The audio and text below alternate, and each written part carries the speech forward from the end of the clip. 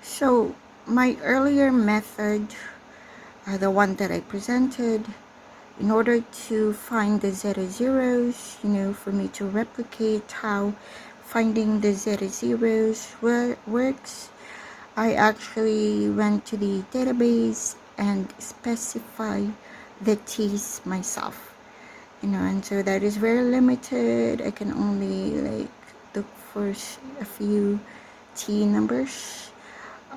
But now in this method, in which I just select the every 45th degree, so and so that's how I can go and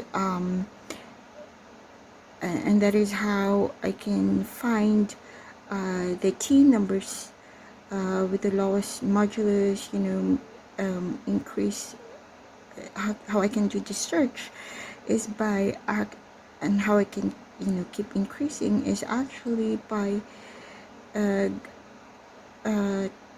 getting the nth degree. So the first 45, the second one is 90, and so on and so on, and going through like 2000 t's only takes like 10 minutes.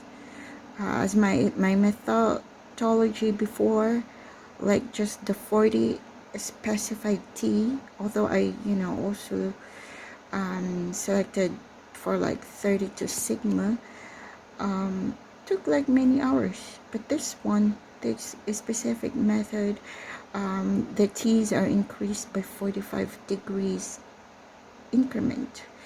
And I do need to convert that to radian because that is the that's the needed measurement to pass into cosine and sine. So the t values are going to be the same no matter the sigma, because that comes later. In the beginning, that one is for the zeta function. But this one, to get to the next t numbers, the t numbers comes from the specified radian. And then since so it is the equation is t times ln of n, since n is simply the radian itself, round down, we can therefore have enough information to get the t number.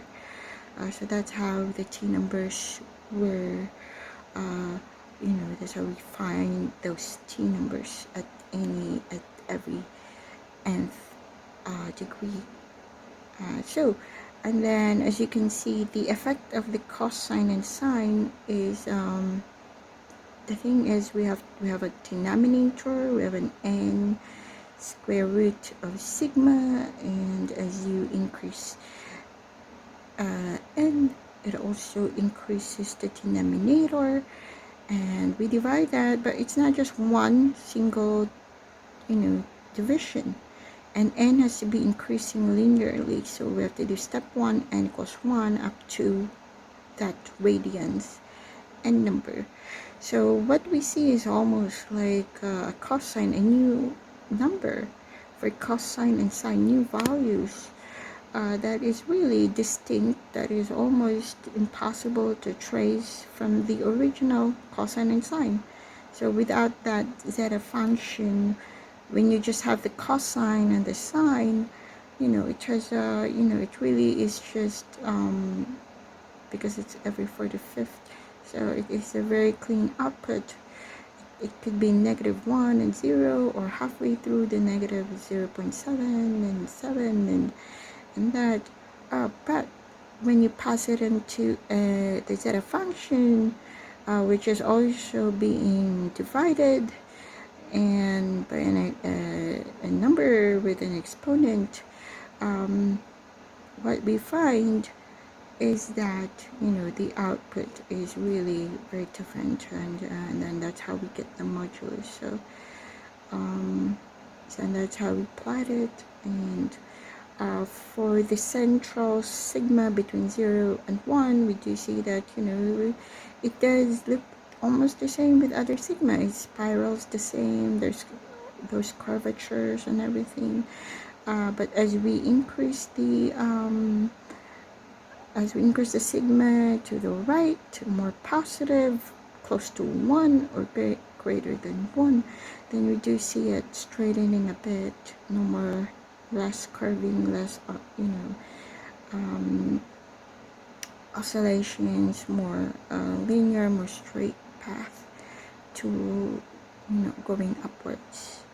So this graph, I have to change the direction of the t numbers, or the how the degree increases. It starts from the bottom to the top, so that when you look at the graph, you can see it rotating upwards, not rotating downwards, because I want it to rotate upwards because it is actually evaluating each t number.